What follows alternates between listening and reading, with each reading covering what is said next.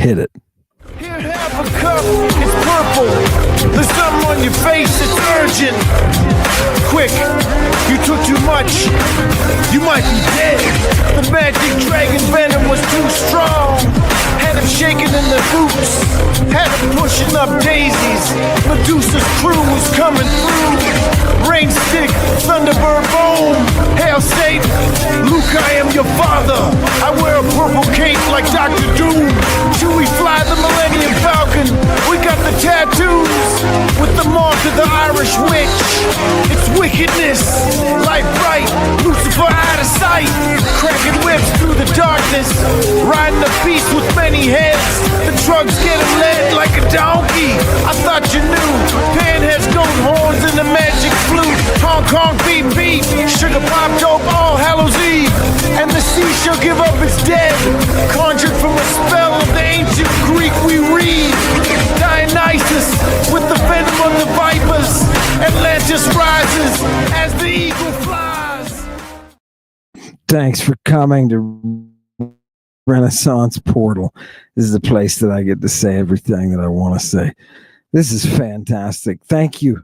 Thank you for coming. I have couple of things to warm us up here, and then I want to get into some serious discussions. We only have an hour, so I want to hit a couple of things, a couple of highlights. Today we're going to talk about the Sibyl, and we're not just going to talk like a bunch of nerds about some esoteric BS. We're going to look at the Sibyl in a way you've never seen, and it's going to be good. It's going to be good, and I think you're going to be surprised at how applicable it is. Thank you for coming today, Chewy. Let's go ahead and, is it a little bit delayed? That's okay. Let's go ahead and hit number one here, people. I want to show you something. I want to show you, well, actually, before we get into it, I think it's important that people appreciate something that I've been saying for a while. And so I know you've heard it, but I want you to appreciate the fact that there is something now called Jewish Greek. I want you to appreciate that that doesn't exist, that it is a creation of theologians and people who want to take you into the back alley. If there was any language in antiquity that should have been a hybrid, you should have been able to say, well, it's Latin Greek. You should have a form of Greek that betrays the Roman hand. And the funny thing is, the most Roman Greek you can find under Marcus Aurelius is the most Greek that exists. Greek is not bending to other languages. Greek is a superior operating system. Ancient Greek, totally different from anything we've got today. So what I would tell you, just from the sheer number of the words, and what I need us to remember is that people are trying to counteract what we are saying. They're trying to come up with ways to dispute it. And a lot of people, somebody asked me, they wanted me to talk about Jordan Peterson. I have not watched more than 3 minutes in my life of Jordan Peterson, so I'm unable to address anything. But I know that he recently said that Jerusalem was the axis mundi of antiquity, right? Let me just correct you on something. Let me just correct you right now. If Jerusalem were the axis mundi of the ancient world, it would have beautiful, gorgeous libraries. Are there any libraries in Jerusalem? Tell me. How many have we found? Full of scrolls of Hebrew, all sorts of genres. We have medicine, we have history, we have all sorts of, philosophy and science, right? All the records of the engineering feats that are happening in Jerusalem, all the great history, the city history of Jerusalem. Indeed, Connor, we do love fairy tales. We love fairy tales and flim-flamming. Flim-flamming feels good to us. We want a fake narrative. We want a fake narrative. You know I'm kidding, right? I just want you to see. Jordan Peterson would say something so stupid. How could you talk? How could you take anything this moron said seriously from this point out? Jordan Peterson, you, sir, are a moron. You are a moron. Now, can we get back to reality and stop trying to sell things? Can we get back? Look, nobody can put their little money up. Look, Midnight Moksha is saying, we want the real. You know, Moksha didn't have to pay for that.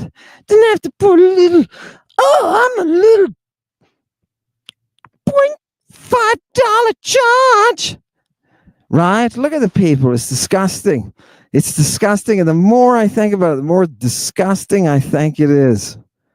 Yeah. Can you imagine if I charged you for stuff to say, Hail Teddy? Right? Oh, God. Punk, rock, guitar, goddess.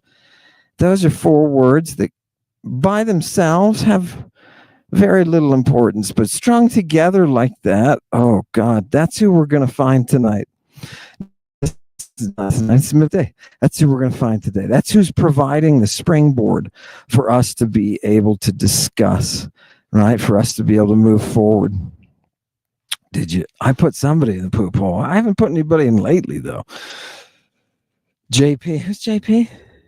Oh, Jordan Peterson. Yeah. Yeah, Mr. Peterson. Oh, goodness. Mr. Peterson, you are officially in the poop hole. Almond's poop hole. Right? Jerusalem is the axis mundi of my nothing. It was a pit, people, in antiquity. Judea was a junkyard. The Romans were, oh God, this place is so uncivilized. Do you think you found any libraries there? You know what it was? It was a truck stop. Jerusalem was a truck stop on a road from the north to the south, man. That's all it was. You think that, dude, I'm serious. I'm being totally serious. If you want to look at the history of just the languages, all this bears out, people. Where's the library? Where's the library in the great city? Where's this ancient library? Point me to the section of historians. Oh, they don't have any? Why? Because their language can't support it? Oh, all right. Well, it's no different than any of the other hut-dwelling tribes in Italy, right? Oh my God, you get into the thicket in Bithynia too, right? And they're up there and they're doing all sorts of things, right? No, it's not gonna hold anything for us. Okay, I want to take you today to the Sibyl, but I wanted to start off by showing you we're causing serious ripples in the water, right? And people are recognizing that, right? Oh God. Right. What is a Christ, Dr. Peterson? By the way, what is his doctorate in? Does anybody know? Hail Hecate, indeed. Does anybody know what Jordan Peterson's doctorate is in? What is the font of wisdom that is bringing you such crappery as Jerusalem is the axis mundi of the world? No. Yeah. Hey there, Teddy. Hey there, Teddy. Did you like the music? I hope you liked the videos. Oh, God. Psychology, Chuck Peck. Thank you, Chuck. There we go. Gut puppet. Oh, yeah. Look at that. Hannah B. Hannah B. 666. I love that. Psychology. Wait a minute. I'm a little bit slow. His degree is in psychology. Why? Satanic congregation. Why do people listen to him say things about antiquity? Why do people listen to? Give me that answer. Give me that answer once. I am boggled. My mind is completely boggled because I know that millions of people love and adore this guy. Because how do I know that? People write to me all the time and say, Jordan Peterson. Right? Oh, God. 666 Saturn. Ian, I asked you guys a question. Give me an answer, Ian. Come on. What was the question, Chewy? Oh, damn it. Now I forgot it. Hail Medea, right. Let's keep going. We don't want to get stuck on stuff anyway. I guess I'm trying to figure out this Jordan Peterson thing.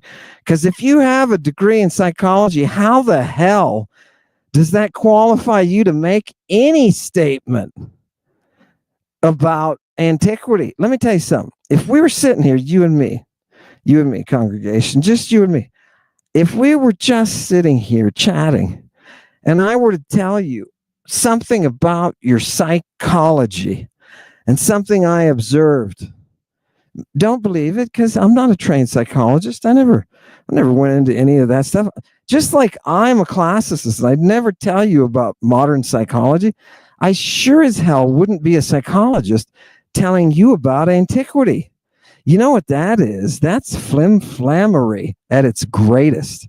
A psychologist? Seriously? You know, I hesitate. I wrote this before. Somebody wrote in and said, "Hey, Amen, terrible things you say about the Egyptians." And I'm like, "Ook mat." And then they said, "Hey, you don't even consider the glorious beauty of the Ugaritic hoo-ha moo-ha." And so I looked up the hoo-ha moo-ha.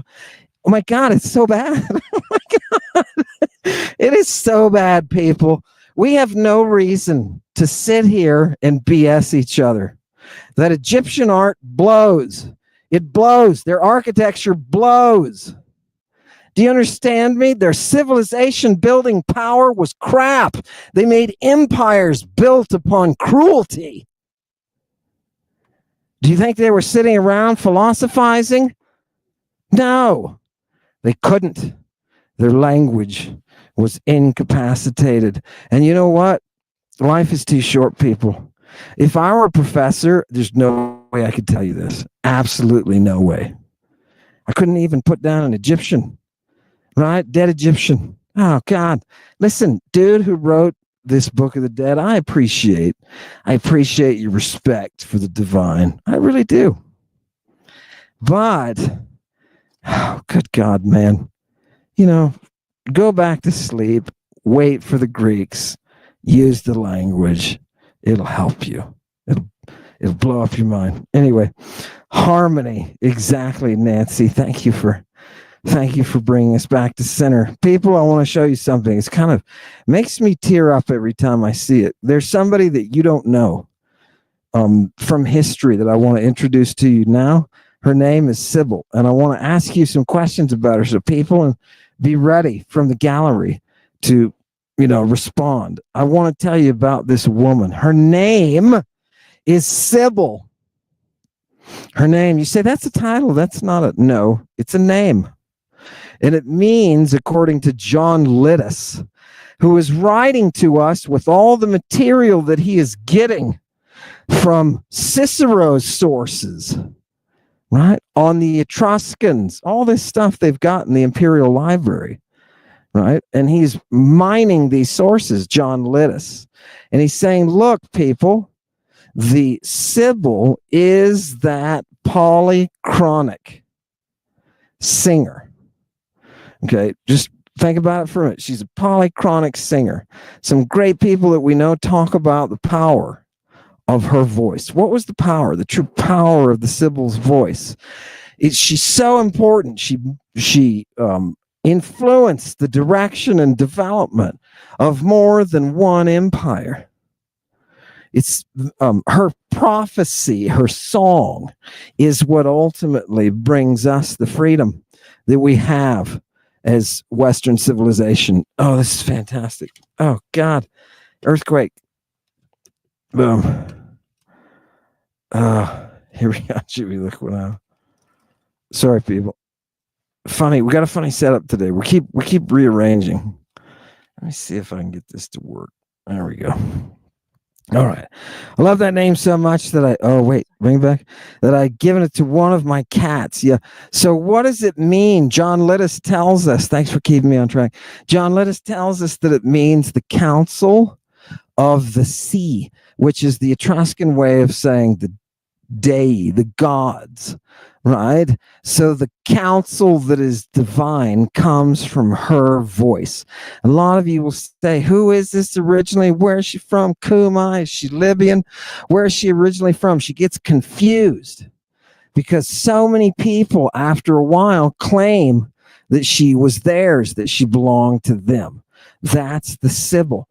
And we can even see that she was very late during the development of Judaism and Christianity, that she was taken in as a Hebrew Sibyl. Do you understand? As a Hebrew Sibyl. So there is appropriation of her voice by many, many, many cultures, right? And that's kind of the wonder and the power, that not only is this one voice creating the power in Rome, but the Christians are clamoring to have her authority, so much so that the first Christians were Sibylists. And I want you to never forget this. The first Christians were Sibylists. I like Dr. Hillman's. Put that one back. I like Dr. Hillman's style more than Peterson. What is it? However, I would welcome him to debate or go doctor. Yes, right. Okay. Thank you, Green Onion. Love it. I made it. Good evening. Oh, God, I'm so glad you made it, too. Here's it. Spiral. That's Spiral. Fantastic. Spira. We'll call you Spira. Sibyl. Back to the Sibyl. People, look at this. This is going to make me cry a little bit. Hang in there. Oh. Should I give him? Look, people, just to start you off with a little cheer, you got to have a little of the Cyclops, right? You got to have a little. Are we watching that? Yeah, good. You got to have a little of the Cyclops. This is Silenus, right? Right? Oh, where'd he go? There it is. Here we go. So the Cyclops is talking. This is in one of Euripides' plays. Just look at here at the bottom. I just want to translate this line for you. This was Chewy's idea, so don't get mad at me. Hey, do my depos tois paidikoisin malon e tois thelesin. What does that mean? It means I enjoy somehow those little kids much more than I do the grown ladies. Right? You've got to wait. What? That's the Cyclops. I'm just telling you what the Cyclops says. And then what does Silenus say to the Cyclops? Oh, he says, Ego gar hodios e mi ganymedes Cyclops. He's asking him a question. Am I Zeus's Ganymedes Cyclops? Right? And it turns out he is, because the Cyclops says, yeah, you got it, bro. Naimadi. Honapadzo. What is he going to do? He's going to take him away. He's going to take him away into a cave. And Silenus says, Apollo, I'm dead, right? I'm in for some awful things, right? He takes one look at the Cyclops and he says, this dude has been planning, right? The words are the sketlia kaka that he's going to get done to him are things that the Cyclops has been sitting around thinking about in his monist vision. Cyclops. What is the vision? That is the circular, unified vision. Do you understand that the monist monster that we have in America that is turning us into a fascist state, that is taken its constitution, divinely inspired by the Sibyl, and has wiped its backside with it? Do you see what the Cyclops is? Right? Begin to see it. Do you know why? This is something I can say now. Do you know why it is that the maggots love the tyrant? Do you know why it is that the non-maggots who are red will still love the tyrant? Because they, like the tyrant, are Cyclopes. They have circular vision. Yeah. Guess what? We are Silenus, and we're about to go into the cave. When you watch things happen with a view of the Sibyl's voice, you can trace all history. There is a physics. There's a physics that we need to really see here, and I want you to see here. Let's go ahead. Go to Virgil. I want you to see her in Virgil. Now, look, you'll notice that I've got the Latin up here on the right side. I just want you to look at the second to last line. Delius inspiratuatis. Look at the word wates. What is the God doing? What is the Delian God doing who is Apollo, right? What is he doing? He's acting as a wates. And when I bring this up for you, oh God, what is a wates? Right? Well, you said, wait a minute, I thought you were just talking about Orange Hitler. I am. Hang in there. A fortune teller, oh, that's weak. A seer, getting better. A soothsayer, seriously. So much baggage in this English. Prophet. A prophet. Now go down to number 2 at the bottom. A poet or a poetess. All right. The oldest name for a poet. Good, good. Being restored here by Virgil. And if you look at the very bottom, it's an oracle, a teacher. Do you know what the Sibyl is?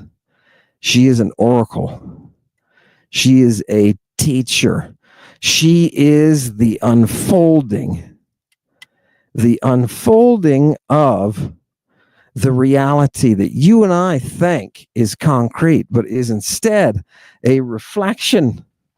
It's a reflection, a reality that is a reflection. When you look at the Sibyl in her stupendous cave, over whose deep soul the God of Delos breathes prophetic gifts, unfolding things to come. Do you understand? We're in Pale Trivia's golden house, right? Okay. So again, people, I want you to notice the feminine, the power of the feminine, and I want you to notice that she becomes the founder of their state. I want you to look at the bottom here. Let's see. The Minotaur and blah, blah. To go attain. Okay, whoops, sorry. It's on the next page. Let's see. Yeah. Look here at the top, people, at this description. Deep in the face of that Euboean crag. You can go there today, by the way, people. A cavern vast is hollowed out, a main with 100 openings, 100 mouths, whence voiceless flow the Sibyl's answering songs. While at the door they paused, the virgin cried, "Are you ready? Are you ready for her voice? Ask now your doom. The God is close." This is what the oracles do. Okay, for those of you who think your Judaism and your Christianity are from this placid, calm religion. Now, the prophets derive their singing in a way that looks more painful than it does comfortable. It's a task, and it's sometimes a task that can be so grievous to the person that it kills them. Ask now your doom. The God is nigh. That's how these priestesses talk, like they're being overcome by a force. So, ladies who are in the business of the oracles, remember what you've got. Her twisted locks flowed free. Right? From her face, its color flew. The real physiological changes, people. This is not a game, and this is not some bozo. Do you want to see a bozo before we finish this?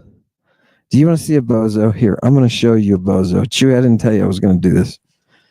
But I want you to see this guy. And I want to test the tech here to see if we can go ahead and get you a video, because I want you to see Siberian Jesus.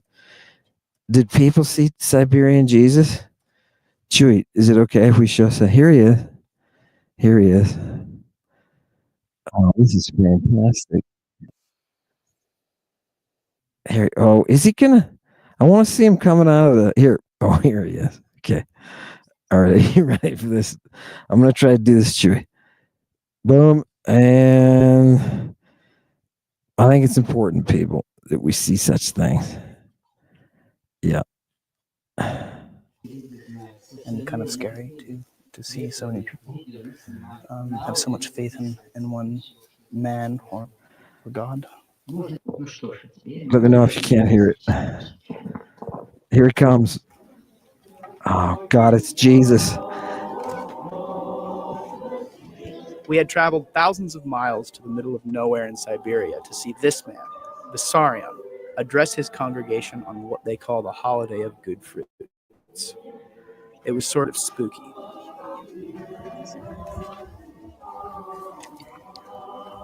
Sorry, it's making his way down. Shh.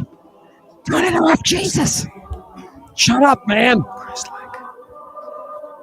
Ah, there he is. Hi, Jesus. Hey, kid. Nice candle. Oh, God. And just as Vissarion was about to share some infallible nuggets of wisdom, That tree has a microphone. they made us turn off the Too bad. All right. I just wanted you to see, people. Now, do you see the absolute lack of depth? That there's a way of producing cult that you and I are going to be a little bit familiar with. We all went to church or synagogue. I don't know.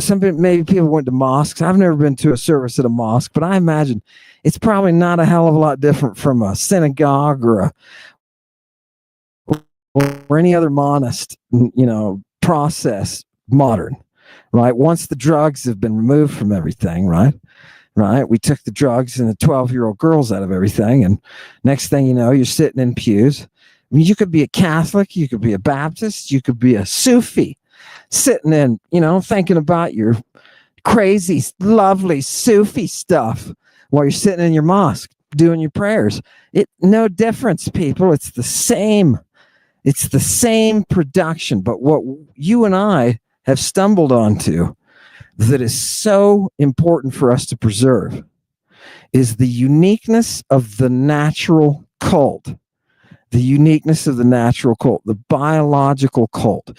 This is your religion that is programmed into your genes, right? This is the religion that comes from life, that pulls you toward it, that brings you that mystery initiation.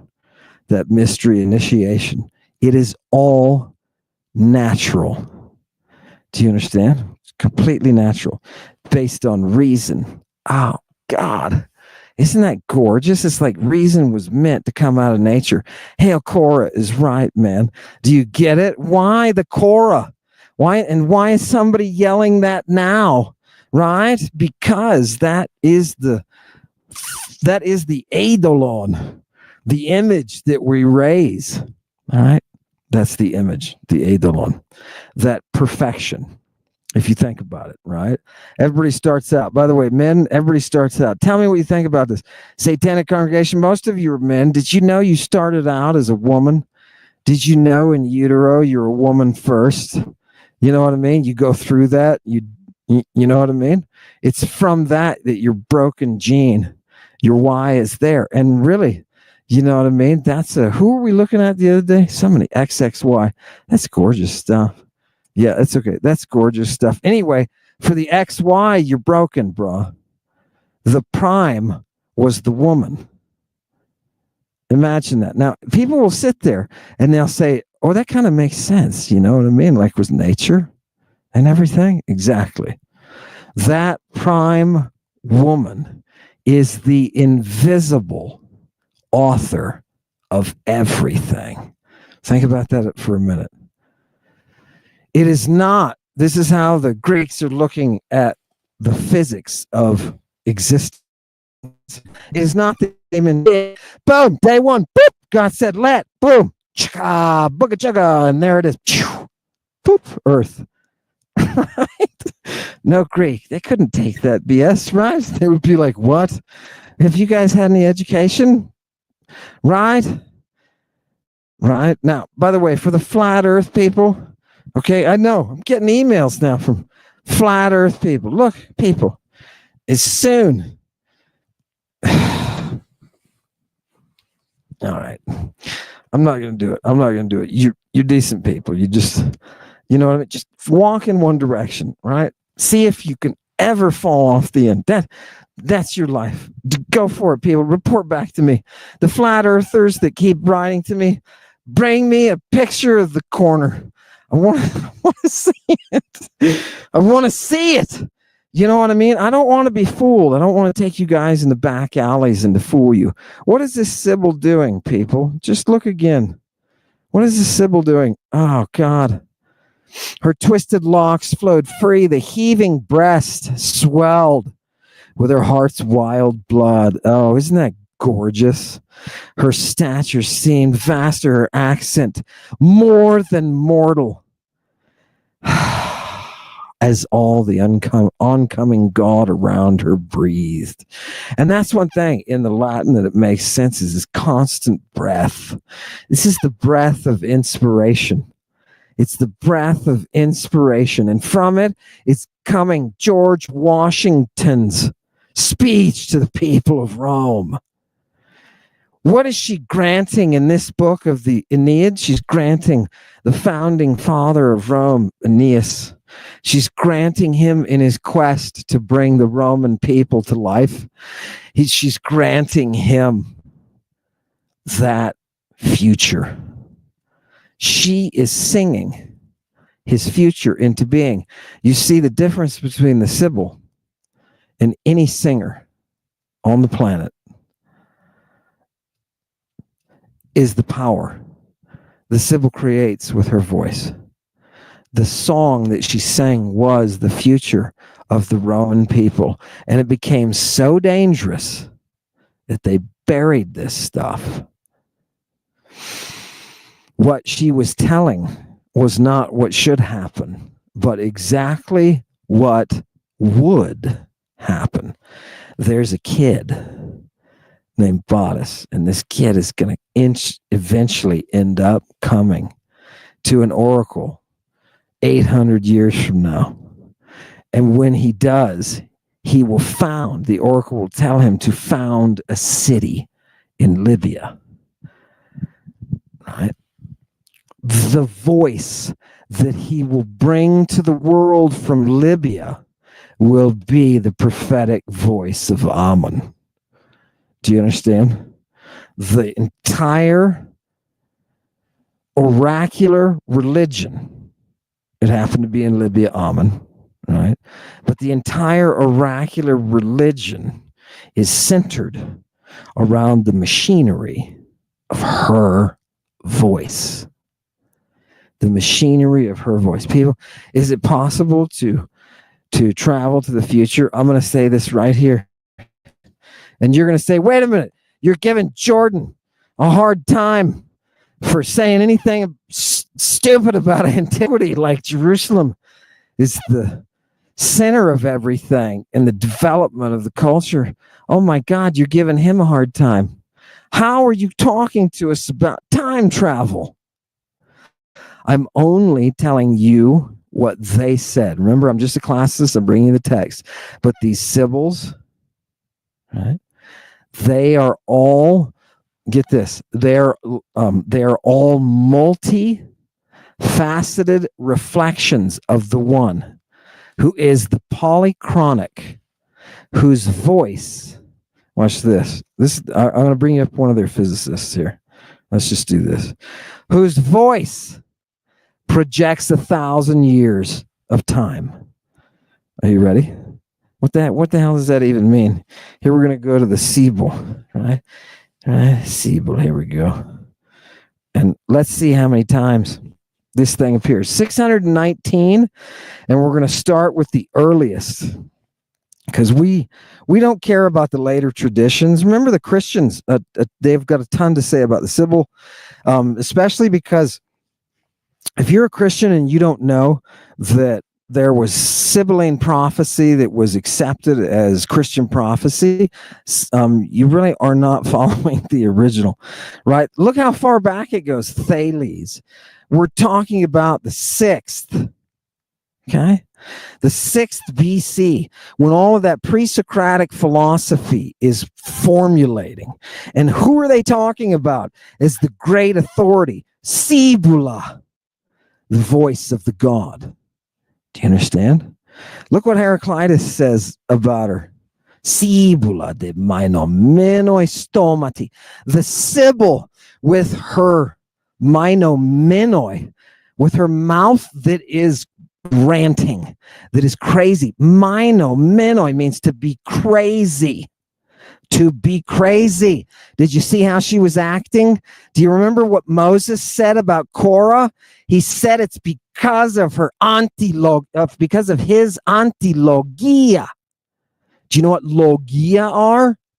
They are Sibylline oracles. This is the person hiding behind Korah. And what is she doing? She's speaking with her ranting mouth. Right? Isn't that gorgeous? Anyway, there's a couple of these. I want just to see how many. Aristophanes, Heraclitus, beautiful, beautiful. Plato. Plato talks a lot about the Sibyl.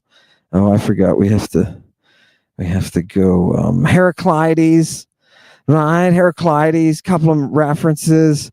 Somebody named Scammon, and I know you've never heard of Scammon before, but it's kind of like add an SC to Ammon, right? Scammon. And you're going to have discussion of the Sibyl. What does Scammon say? This is a fragment, right?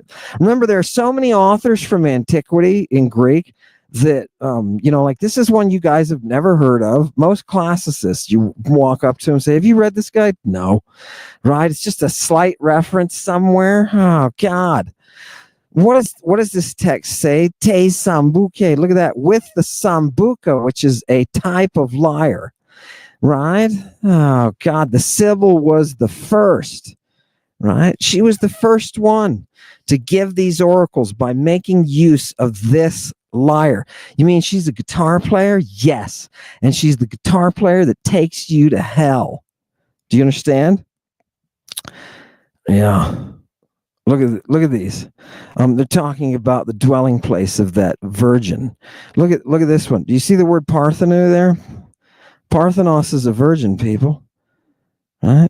Parthenos is a virgin. Right? They're talking about her home, her location. I don't mean like her home, but the place that she dwells, from which she gives her oracles. You mean this artist was that influential that she has like a studio? Yeah, she's got a giant linked cave system for a studio. Right? A lot of these people, you just go through, just look at a few of them, and there was a couple here I wanted.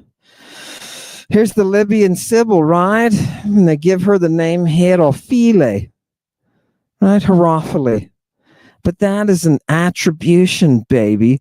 All we know about this Sibyl that we're talking about is that her eternal voice was described as coming from her mother's throat. And who's your mother? Lamia. Who's the one who brings you your ill fate? It's the Lamia. Look at this line here. Look at the word I'm highlighting. Logion. You think I'm kidding? Right? That's the word. That's the word for oracle. When Moses has a problem with Korah and the Jewish cult is developing, the competing cult that can also see God through their drugs is producing antilogia. They are the prophecies or the oracles that are counter to Yahoo. Do you understand? You thought Judaism was traditions and laws about food and, culture. No. I would appeal to Booba, to the Boo who is in everyone. Okay. Who is Booba? And after this, I'll get to, we need to get some interaction with the audience and I need to echo. I need to use you as an echo chamber. But I'll stop with this. Booba was an Israeli soldier I knew who was pulled out of his unit for doing things that showed that he needed some time off. He needed to sit by a pool. You know what I mean? And so I used to talk to Booba because we worked together, doing things around the kibbutz together. And he was just there to rest. But Booba didn't give a rat's patoot about any religion. Can you go around and get this Chewy? Booba didn't give a rat's backside about any religion. No, he didn't. He was just a human being being put through some terribly awful circumstances that were crushing his psyche. And Booba from this injury was able to lift himself up to a place just through his reasoning and a lot of time at the pool, was able to understand and was able to lift himself up. And he had a philosophy of, he just didn't care about anything anymore, right? He just didn't care. Let the monism eat itself alive. The justification for killing other people or hating other people or repressing other people or exiling other people or executing other people, it's a product of a broken civilization. And the Sibyl, as a voice, as a cosmic divine voice, was a mechanism of healing. And somehow that healing would come through what? Through bringing you to the other side, to bring you that darkness, that fate, and to impress that fate on you. That is the mother source of what the mysteries became, which were Judaism and Christianity. Right? Oh, fantastic. Okay, let me get some feedback. Was that all the, I think that was, yeah, we did the Cyclops earlier. That was a little bit of fun. People, can I ask you in all seriousness, this Jesus character, Siberian Jesus, what are your impressions? What are your impressions? If you were to go, like as a reasoning human being, what would you think? I need to know because I saw it and I thought, I wonder how many people are that persuaded, right? Are that easily swayed? I noticed about you, and the reason I'm doing this congregation is I noticed about you that you're very nerdy, and you always respond, even if things are a little bit, you don't think they're quite right here. What about this? And you're very rationally engaged. Yes. Okay. Rationally engaged said it looked ridiculous. Auburn Sky said it's a character piece. Oh, that's interesting. Do you mean like it's projecting the character of Jesus? It's kind of, did he have the Jesus vibe going? Right? Because the Jesus vibe is not what we find in the text. Isn't that weird? It's almost like a fragment, radiation that we've got from Christianity, but it's not real. You liked him. I don't know. I didn't think he looked like a bad guy or anything, right? Right? But see, the thing is, he was coming down from where he lives. He lives up there in the hills, man. And sometimes he asks people to go up there in the hills with him, just like Jesus did. So I don't know. It's a bit sick. Linda, don't tell us it's sick without telling us why. Ted, come on, right back. Catch that one, Shuey. Linda, tell me why that's sick, because I want to know. Bizarre. What do you mean by bizarre, Pamela? I like that. Pamela. I like that. Big Chief, he's probably got deep fingers. I think I understand what you're saying. Where are you going with that, Big Chief? Kind of weird, Kate. Yeah. Be a little more specific, people. Weird like what? Like, you get used to him after a while and then you invite him home to your parents or what? I don't understand. We need to know what happened when the cameras went off. Why did they turn the cameras off? And look at the genius that you just did, people. Okay, leave Linda up there because I know she's coming back. What happened when the cameras were off? Why? Look, somebody noticed. Why did they turn the cameras off? Why must there be some sort of secret part that is not open to the public? That's how these religions are. Do you understand?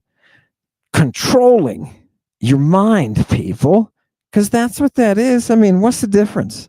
Why do people think he looks European? Does he look European? More important, why are people coming to see him? Oh, Gandhi. Look at that. Gandhi did a reversal. Got up off the ground and then did a reversal and put the enemy into a clinch. More important, why are people coming to see him? Yeah. Does anybody have it? Let me say my reason and then people say their reasons. I think people would want Siberian Jesus because they are afraid. They're lonely and afraid. I mean, doesn't he look like maybe he'd make you feel better about something? I imagine money. I don't know. It's got to be involved because the dude has a big hill on the house, and then they have all that worship place. I don't know. Charles Manson vibe. I got a little bit. I don't know if it was Manson so much as I'm going home without my savings. You know what I mean? I'm going home. Some guy pretending to be someone he's not. Isn't now. Thank you, Linda. Again, you got a triple play today. What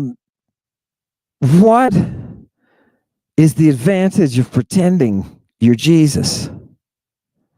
I suppose, think about it. If you think about it as if I've got my house up in the mountains, and I've got a little place for people to come hike up in their white robes and sit there while I slowly. By the way,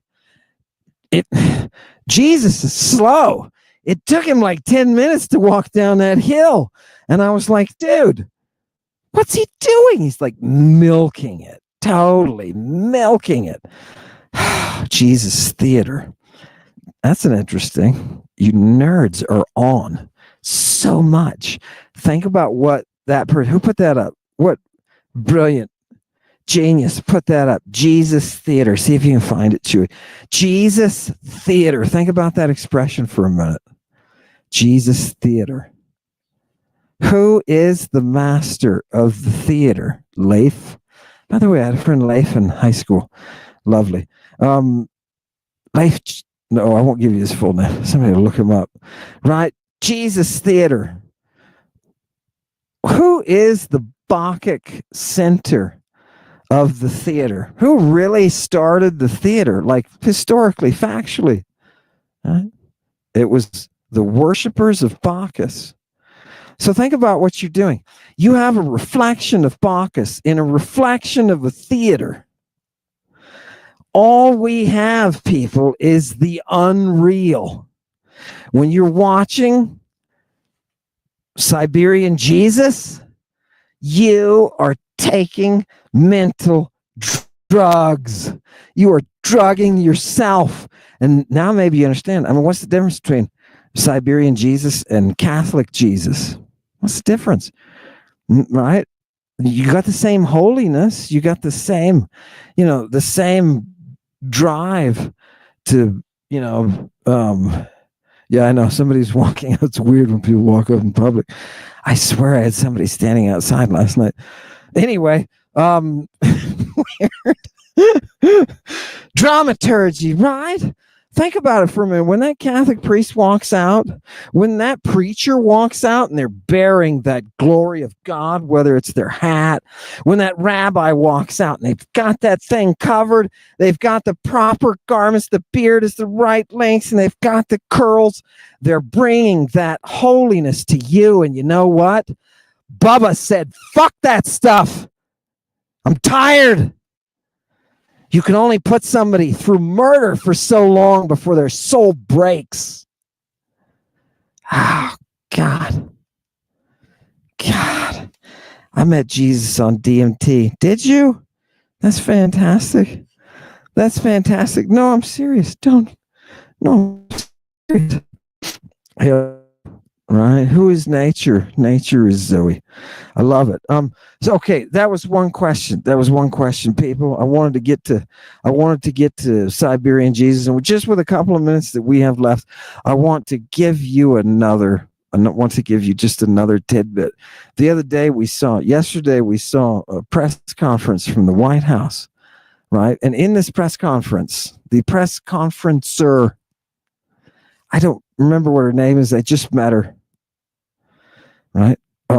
But she's the new one for the White House. And she comes out and she said 3 words in the middle of a long kind of looked like she was running from somebody chasing her or something. I felt like, oh my God, I've got to go into your dreams, lady, and pull out whatever monster it is chasing you. We have to make sweet, sweet love. You know what I mean? That's what I was thinking. But the 3 words that she said were, God is good. And as an American, with free speech and the responsibility to defend justice, you can take your God and you can shove him right up your backsides. God is not good. Look at the history of God and watch what God does. You're disgusting. Thank you. Thank you for listening to me. Now that was my perception. Satanic congregation, what do you think about God is good? What do you think about God is good? This is the public square. How good is God? Somebody tell me. God is a pedophile. Okay, well, right? That's certainly true of Jesus. And, you know, since Yahoo did have sex with a 12-year-old, I'm going to have to put him in that column. And because Allah has some kind of cosmic jail for 12-year-old girls who have to be joined 70 at a time to some skanky ass dude, right? I'm going to say God is not good. God was lonely. I don't know, maybe God was lonely, right? God is good. You know, the only way God can be lonely is because Yahoo's an idiot, right? Now, I'm free to say that now, but pretty soon the goon squad is going to come. Hello? Goon squad. Love it. They're like circus clowns. Hail the old gods. I like that, Brian. Thank you. Right? Does anybody else have anything to say about God is good? Hail Lucifer. Right. Yeah, that's what I think about God. Nice, Stephanie. That's what you and I both do. Now, tell me this, Stephanie, and hell, let's meet up together. You know what I mean? Let's find somewhere with everybody else who loves this stuff, and let's make some kind of cafe or something. You know what I mean? Hail Lucifer. Lucifer Cafe. Chewy will be part of the whole process. Definitely manager. Oh God, is that what that says? Oh God, you'd love it. Oh, you do. You do. Did it? And tell me something, people. When I'm showing up in the dreams, am I saying, "Oh God"? I hope it is. God is a goon. Chuck, I think you've got plenty of Bible to prove God is indeed a goon. And like Boston says, hey, Boston, I haven't talked to you. Send me an email. Boston, God is anti-human. Think about that for a minute. People think about that. None of this, leave that one up for a second. None of this could you say about Aphrodite and Bacchus. God is anti-human. You know what Aphrodite and Bacchus do? They lead you to a place that you understand what's so beautiful about being a human. Isn't that gorgeous? Monism is the polar opposite, and monism turns you into a monster. And I am free to say that because history teaches us that. Are you ready for the coming plague? Give me the next one. Hail Aphrodite. Damn straight. Damn straight. Who else? Who else? Yes, meet up. Uh-oh. I don't think that was for us. Right? Give me the next one. I love it. I love it too, Red. One more. Let's get somebody else to finish off. God wants to be in you. Ah, Hilea, that's perfect. He does. He does. Ask Mary. Ask Mary. Can you imagine? She's sitting there. What's she doing? She's in the temple or something. She's in her bedroom, just sitting there, and all of a sudden in comes God and says, guess what, sweetheart? Imagine all the, by the way, this, I just got a little nausea. Can you imagine through history? Sit here with me for a minute and imagine through history how many 12-year-old girls, put yourself in the position of a 12-year-old girl being turned over to some idiot who not only does not care about your divine spark, about your capacity as a guitar of God. Do you know? Oh, you didn't know that's what the ladies are? They're guitars of God, you dumbass. Right? What were you doing? Oh, we're throwing acid in their faces and covering them up. Right? We're telling them, if we're Baptist parents, you're sluts. That's what we're doing. Right?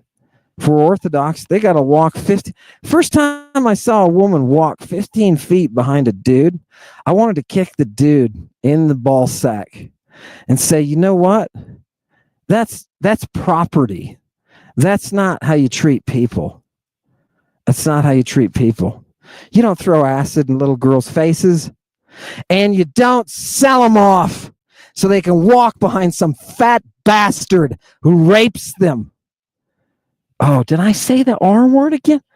Oh, no, it's not. We got to beep that stuff out, man. Beep. People, this Renaissance portal, it's going to stay open. And I have a mandate.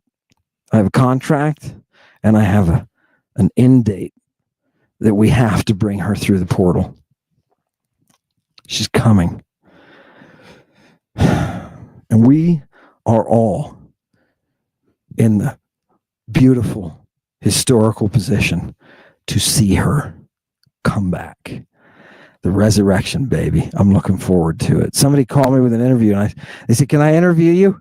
And I said, "Yeah, as soon as Jesus comes back." And they wrote me back, and they were like, "Skip you," right? And I was like, "No, you don't understand. Wait until April." Fantastic. Let's do it. Helmet Dia Medwa. I love you people. Now I say that not like you may think that I say that. I say that with all my heart to fellow prisoners, to fellow good people. I told a friend of mine, I'm starting to think that people are good. I'm starting to think that people are good. I've seen you in the emails the email you people send me. I hope to see you in your dreams. Thanks for coming today. Tomorrow is the day that I am spending with a dead friend. So there will be no Lady Babylon tomorrow. I may do one Saturday, though. Saturday instead. That's right. Chewy and I both need to celebrate a dead friend of ours. So thank you for coming today.